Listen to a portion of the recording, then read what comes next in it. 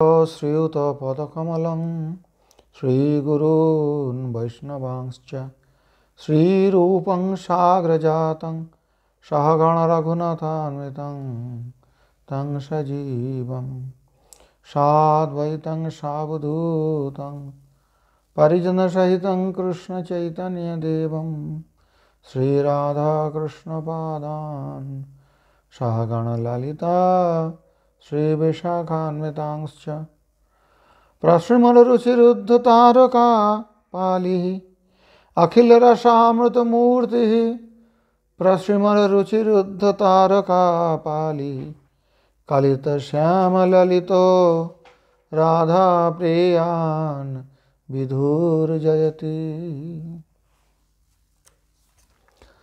अब भक्ति रसामृत सिंधु बिंदु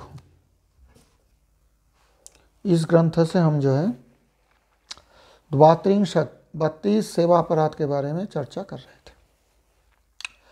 मिथ्या भाषणम एवच इतना तक तो हो गया। आगे जो सारे सेवापराध का वर्णन है, भगवत सेवा करते वक्त करते समय इन सेवा अपराधों से बच के सेवा करनी चाहिए।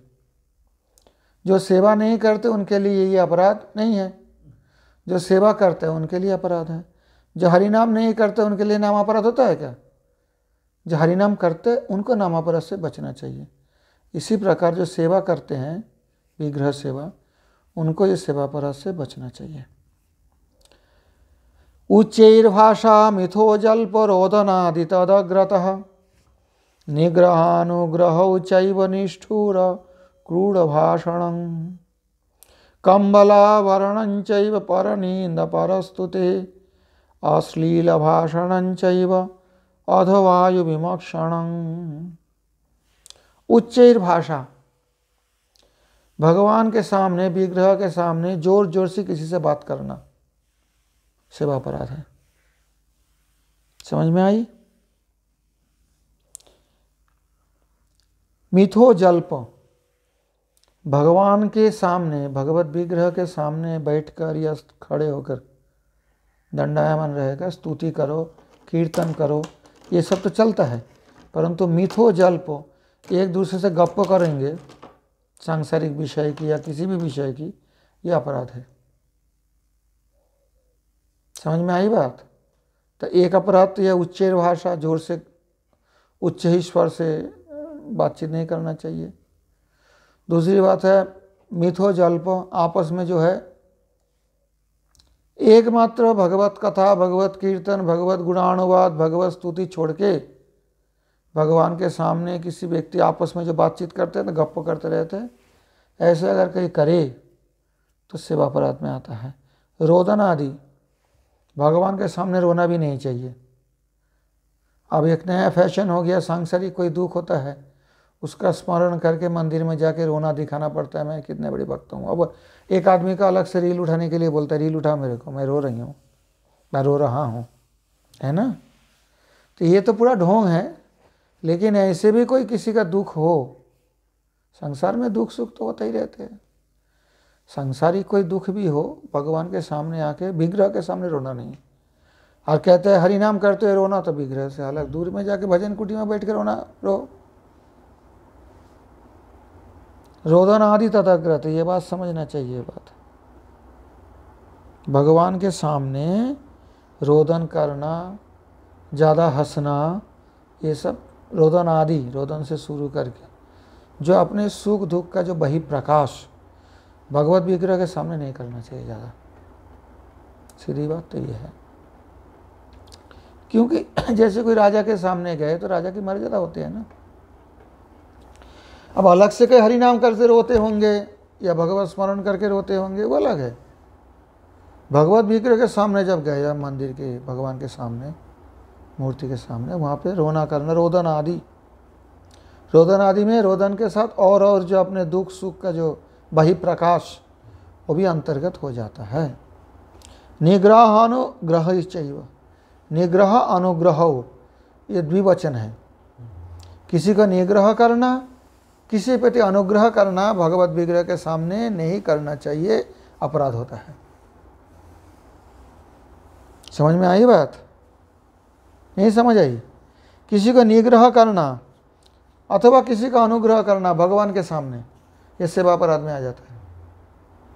वहाँ सब दास है, ना कोई अनुग्राहक है ना कोई निग्रह करने वाले हैं भगवान के सामने। निष्ठुर क्रूर भाषणं, निष्ठुर भाषा अथवा क्रूर भाषा का प्रयोग भगवान के सामने किसी के प्रति भी, ये भी सेवा अपराध है। निष्ठुर भाषा, दयाहीन भाषा अथवा क्रूर भाषा का प्रयोग करना, चाहे वो आदमी गलत हो सकता है आप कहे तो निष्ठुर भाषा ही करना चाहिए, नहीं तो ऐसे आदमी को क्या बोलेंगे? भगवान के सामने नहीं बोलना। अलग ले जाके बोलो ये तुम ऐसा करते हो ठीक नहीं है, या किसी का निग्रह किसी का अनुग्रह करो तो भगवान के सामने मत करो। और कई जगह में किसी पे अनुग्रह करो, कोई बात नहीं। अच्छा, दीक्षा देते हैं सब, कभी विग्रह के सामने दीक्षा देते देखा? नहीं देंगे, हमारे गुरुजी भी नहीं देते, कमरे में देते हैं, क्योंकि अनुग्रह होता है वो। समझ में आई बात? ऐसा तो भगवान के सामने जो गुरु होते हैं प्राय पूजा भी स्वीकार नहीं करते, कोई कोई कर लेते अलग बात है, लेकिन साधारणतः देखा मैंने ये भी नहीं करते। अलग कमरा में उनकी आरती करेंगे, गुरुजी की पूजा करेंगे और ठीक है, भगवान के सामने नहीं करते। तो निग्रह अनुग्रह ये भगवान के सामने नहीं करना चाहिए। उस हिसाब से देखा जाए तो मंत्र दीक्षा भी भगवत विग्रह के सामने देते नहीं हमारे संप्रदाय। हमारे क्या और संप्रदाय में भी देखना, मंदिर के अलग से अथवा मंदिर बंद हो वहाँ साइड में बैठ के किनारे एक तरफ बैठ के देते हैं मंत्र, ऐसा देखा मैंने और संप्रदाय में भी। लेकिन भगवान जहाँ सामने है, किसी के प्रति मैं निग्रह करूँ अनुग्रह करूँ, ये दोनों ही मेरे लिए सेवा अपराध बन जाएगा। समझ में आई बात? हम लोग भी इसलिए इधर करते हैं, नहीं तो हम तो नाट मंदिर में बैठ सकते भगवान के सामने, कोई तो है नहीं, खाली है, और कोई आएंगे नहीं, बंद कर दो दरवाजा तो। परंतु भगवत मंदिर जब खुला है, भगवान के सामने किसी का अनुग्रह करना निग्रह करना दोनों अपराध है। समझ में आई बात? निष्ठुर क्रूर भाषणम, ये भी अपराध है, सेवा अपराध। कंबलावरणं चैव, भगवान के सामने कंबल द्वारा शरीर आवृत करके, जैसे बहुत ठंडी होते हैं ना, आप सोचोगे मैं कंबल ओढ़ के चले जाऊं वृंदावन के किसी मंदिर में दर्शन करने के लिए, दरवाजा पे रोक देंगे, किसी टोक देंगे, ए कंबल हटा। कंबल ओढ़ के, ठंडी तो बहुत है वृंदावन में इस वक्त, इस समय जो है काफ़ी ठंडी होती है, लेकिन कंबल ओढ़ के आप नहीं जा सकते हो। इतना तक तो छोड़ दो, जो नियम है दक्षिण भारत के कई मंदिर में नियम अभी भी अनुसरण किया जाता है, पुरुष हो तो ऊर्ध्वांग में कोई भी वस्त्र नहीं पहनना, नीचे से धोती ऐसा गोल करके पहनो या लांग लगा के पहनो। ये गुरुवायूर मंदिर में जाओ, क्योंकि वहाँ गर्मी रहते हैं साल भर, ये सुविधा है। अब वृंदावन में बोलेंगे तो फिर कैसे काम चलेगा इतनी ठंडी में, या बद्रीनाथ में। वहीं दक्षिण भारत के पुजारी बद्रीनाथ मंदिर की पूजा करते हैं, वहाँ कोट पहन के जाते हैं, टोपी पहन के पूजा करने के लिए, धोती है नीचे, क्यों?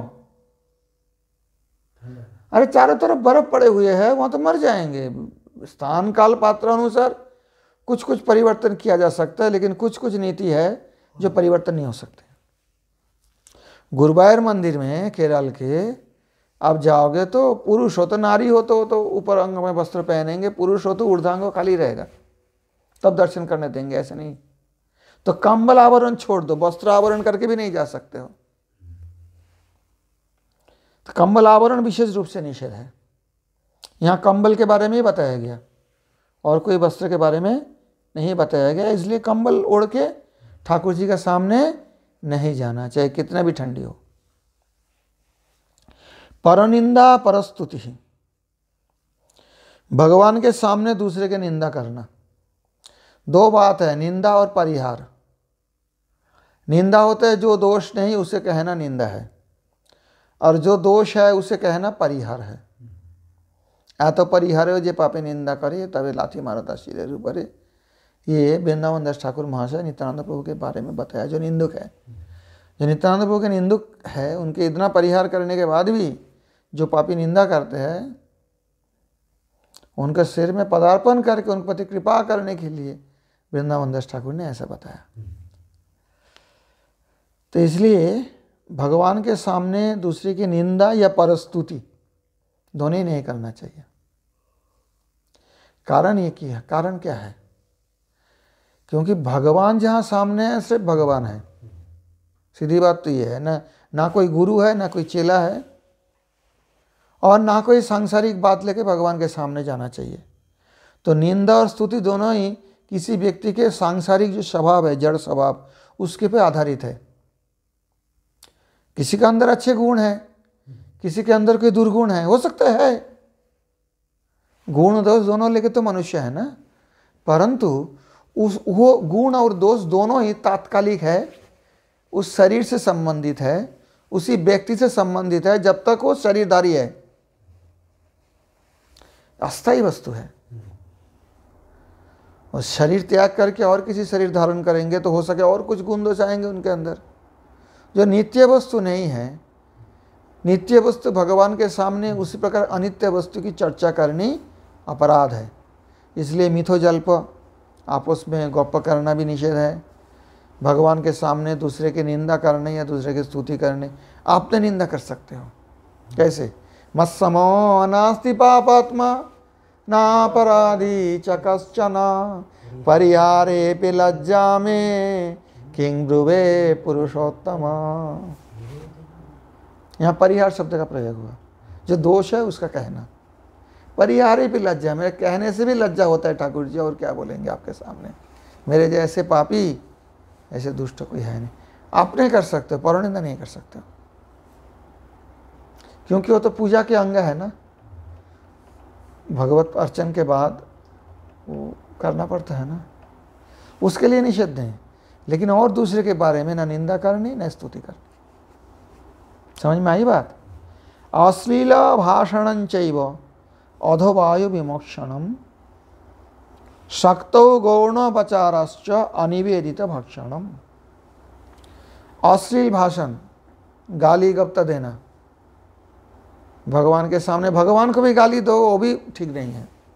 लेकिन कोई कोई ब्रिज में कहते हैं ना, हम तो ठाकुर जी के सामने गाली देते हैं, देखा भी है देते हुए कोई बहुतों को। पुजारी ऐसे ही बोल देते हैं। हिसाब से देखोगे शास्त्रानुसार इससे सेवा अपराध हो सकता है। इसलिए भगवान के सामने अश्लील वचन नहीं कहना, अधोवायु विमोक्षण नहीं करना। अधोवायु होता है ना बदबूदार, या बदबूदार नहीं भी हो फिर भी भगवान के सामने जाके अधोवायु नहीं छोड़ना चाहिए। अगर बोलोगे ऐसा आ गया तो तुरंत भागो, वहाँ से दूर हट जाओ, वहाँ जाके अधोवायु त्याग करो, क्योंकि वो तो नियंत्रण में नहीं है ना, परंतु नियम ये है। शक्तौ गौणोपचारश्च अनिवेदित भक्षणम। सामर्थ्य है मुख्य उपचार देने में, लेकिन गौण उपचार प्रदान कर रहा। शक्तौ, अगर सामर्थ्य नहीं तो गौण उपचार से दो प्रकार, मुख्य उपचार होता है, गौण उपचार होता है। जो देना चाहिए, मानो जल देना चाहिए, फूल देना चाहिए। अब फूल नहीं है, तुलसी ऐसे तुलसी से अर्चन कर रहे, क्योंकि उनकी सामर्थ्य नहीं फूल लाने को, यहाँ कहीं मिल नहीं रहे। अगर सामर्थ्य है, फूल है, मैं सोचता हूँ क्या जरूरत हो, जल भी दिया जाता है फूल के नाम से, चलो जल दे देते हैं। यह अपराध है, सेवा अपराध। सामर्थ्य रहने से मुख्य उपचार का ही निवेदन करना चाहिए, जैसे गंध, पुष्प, धूप, दीप, तुलसी, नैवेद्य आदि प्रधान उपचार अर्पण के शक्ति रहने पर भी, सामर्थ्य रहने पर भी जलादि गौण उपचार अर्पण करके सेवा करना। ऐसे कोई कोई देखा मैंने, भंडारा खाने जाते हैं, अब रसोई नहीं करेंगे आज, समझे, वही ऐसी मेरे जैसे ऐसी आलसी, तो ठाकुर जी का जल तुलसी दे दिया बस गिरधरी को, स्वयं चले भंडारा खाने को। सामर्थ्य है, रोजी रोटी बनाते हैं, लेकिन जिस दिन भंडारा होते हैं उस दिन ठाकुर जी के लिए काय का रोटी बनाएंगे, रोटी काय का बनाएंगे। मेरे को तो रोटी वहाँ बन रहा है, ठाकुर जी का जल तुलसी अर्पण करके चल दिया है। तो शक्तो गौणोपचारश्च, जिसका पास कुछ है नहीं। अब रघुनाथ दास गोस्वामी का दृष्टांत तो नहीं दे सकते हो। रघुनाथ दास गोस्वामी सब कुछ छोड़ के आए, जल तुलसी सेवा जो तो सुख है, एक बात है ना वहाँ चैतन्य चरितमृत में, जल तुलसी अर्पण करते थे क्योंकि उस प्रकार निष्किंचन रूप से रहते थे। परंतु जब भंडारा जा रहा हूँ मैं, इसीलिए रसोई नहीं करेंगे, और रसोई नहीं करेंगे तो ठाकुर जी को क्या भोग देंगे? जल तुलसी। ये तो गौणोपचार हो गया, मुख्य सामर्थ्य रहने पर भी मैं नहीं कर रहा हूँ रसोई, तो इससे अपराध होता है, सेवा अपराध।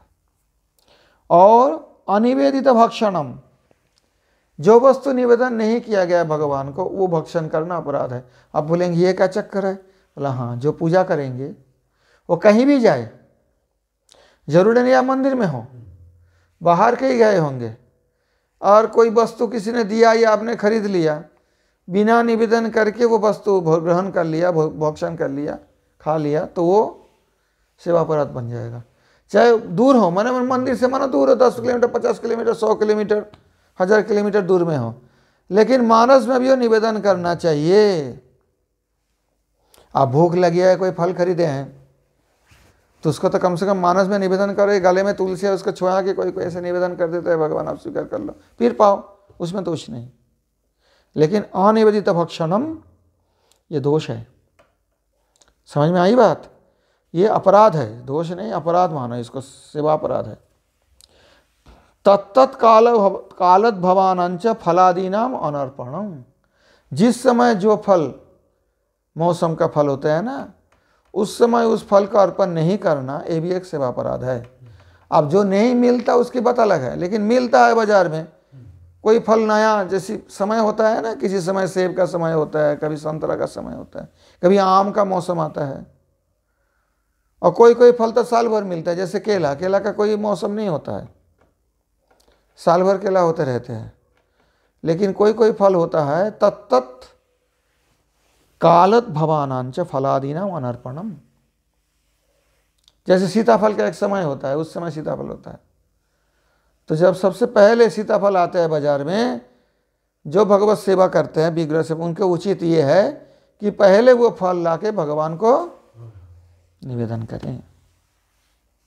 अगर नहीं किया तो सेवा अपराध होता है।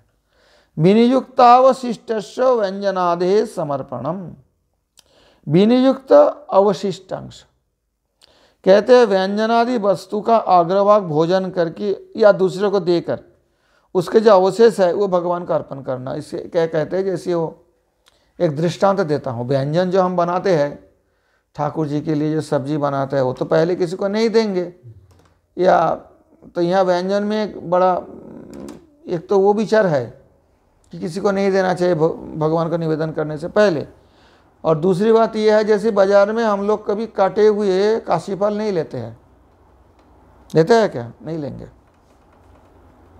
क्यों? कि उसी काशी फल का जो पहली भाग है और किसी ने खरीद के ले गए होंगे। अगर पूरा काशी फल से काट के दे तो भी चल सकता है। क्यों? कि अग्रभाग तो मैं भगवान के लिए लिया, और काशी फल बड़ा होता है बाजार में, तो क्या दुकानी क्या करता है, उसे काट काट के, क्योंकि एक आदमी उतना बड़ा लेगा नहीं, कोई 1 किलो लेगा, कोई 2 किलो लेगा, तो मानो किसी ने ले गए वहाँ से खरीद के, अब काशी फल कटे हुए हैं वहाँ पे, अमानिया किया हुआ है, तो आप उसे अमानिया किया हुआ काशी फल से ठाकुर जी के लिए नहीं ले सकते हो। समझ में आई बात? व्यंजनादे है विनियुक्ता अवशिष्ट व्यंजनादे समर्पणम, वो भगवान के लिए समर्पित नहीं हो सकता है।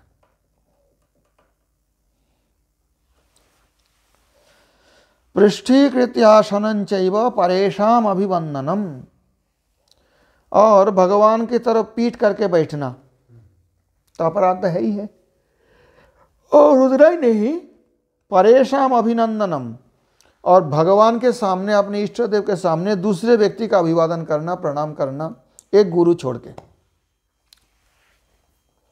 एक दीक्षा गुरु को भगवान के सन्मुख में प्रणाम किया जा सकता है और किसी को नहीं। समझ में आई बात? एक गुरु छोड़ के और किसी को भगवान के सामने प्रणाम नहीं। गुरु भी ज़्यादातर प्रणाम नहीं स्वीकार करते हैं, लेकिन कोई शिष्य करें तो उसमें उसका सेवा अपराध नहीं होता है। ये कहते हैं ना, गुरु गोविंद दोनों ठाड़े कि इनको लगे पाए, बात वहीं से आई है। ये गुरु का प्रणाम किया जा सकता है, बाकी किसी का भी परेशान अभिवंदनम, गुरु के सामने, भगवान के सामने और किसी का प्रणाम नहीं करना, अभिवंदन नहीं करना चाहिए। गुरौ मौनं निज स्तोत्रं देवता निंदनं तथा अपराध तथा विष्णु द्वात्रिंशत् परिकीर्तितः। गुरौ मौनं, गुरु जी के सामने चुपचाप रहना, अर्थात गुरु जी का ना तो कोई स्तव किया, ना गुरु जी का प्रश्न का जवाब दिया, चुपचाप ठाड़े रहना या बैठे रहना। गुरु जी कुछ प्रश्न कर रहे, उनको जवाब नहीं दे रहे, ये सेवा अपराध में आता है। इसमें भगवत सेवा का अपराध हो जाता है। और गुरु के सामने आपने प्रशंसा करना, मैंने यह करके आया गुरु जी, मैंने इतना बड़ा प्रचार करके आया गुरु जी। अपने प्रशंसा गुरु के सामने नहीं। गुरु प्रशंसा कर सकते हैं शिष्यों का, लेकिन शिष्य का कभी नहीं चाहिए गुरु के सामने आत्म प्रशंसा करना। क्यों? कि गुरु के सामने आत्म प्रशंसा करने से सेवा अपराध हो जाता है। देवता निंदनं तथा, कोई देवता का निंदन करना। भगवान के सामने पीछे कोई बात नहीं है, कहीं भी, चाहे विग्रह के सामने हो, चाहे पीछे हो, चाहे अपने कमरे में हो, चाहे रास्ते में हो, चाहे किसी मंदिर में हो, कोई देवताओं का निंदन करना सेवा अपराध में आ जाता है। भले हमारे इष्ट देव नहीं हो, लेकिन निंदा करने से अपराध हो जाता है। आप कृष्ण पूजा कर रहे हो, आप माँ काली का निंदा नहीं कर सकते हो। देवताओं को तो अपने अपने मर्यादा है ना, क्यों निंदा करेंगे? आप कृष्ण पूजा कर रहे हो तो आप और किसी देवता निंदा करोगे, इंद्र चंद्र वरुण आदि को। अगर कोई करे तो वो सेवा अपराध में आ जाता है। अपराध तथा विष्णु द्वात्रिंशत् परिकीर्तितः। ये भगवान विष्णु के जो सेवा करते हैं, जो वैष्णव है, विष्णु की सेवा में जो लगे हुए हैं, जो विग्रह सेवा करते हैं, मंदिर में श्री मूर्ति की सेवा करते हैं, उनको लिए ये द्वात्रिंशत् परिकीर्तितः, ये 32 सेवा अपराध के बारे में कहा गया है। और बराह पुराण से भी यहाँ अपराध, ये कहाँ से लिया है? आगम शास्त्र से, ये 32 सेवा अपराध। अब बराह पुराण में भी जो सेवा अपराध के वर्णन है वो भी यहाँ पर आगे हम चर्चा करेंगे। अजिन्ना तक रहने दीजिए। अखिल रसामृत मूर्ति प्रसिमर रुचिरुद्ध तारका पालिः कलित श्याम ललित राधा प्रेयान विधुर जयति।